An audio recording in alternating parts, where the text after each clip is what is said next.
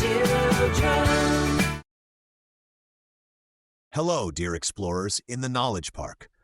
Today I took you on an exciting journey into the world of pattern searching. Did you know that patterns are all around us and help us understand the world, as well as solve everyday problems? Together we discovered how they work, where we can notice them, and how to use this knowledge every day. Ready for an adventure? Let's begin. At the playground, I met the guinea pig and the rat.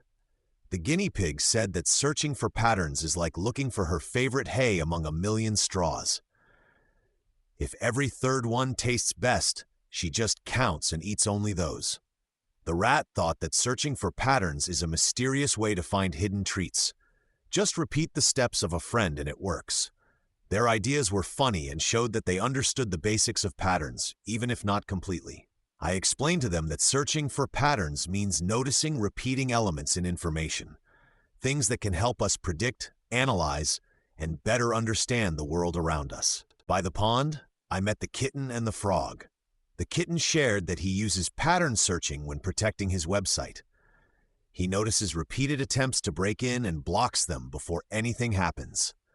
The frog told how she uses pattern searching to create comfortable applications.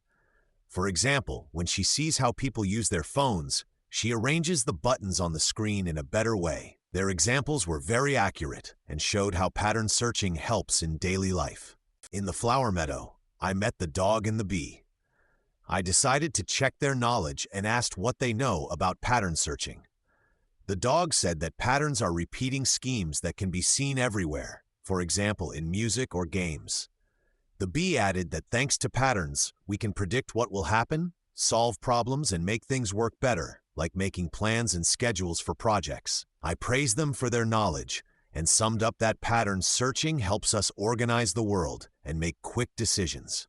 Dear explorers, today we learned what pattern searching is and how useful it is in our lives.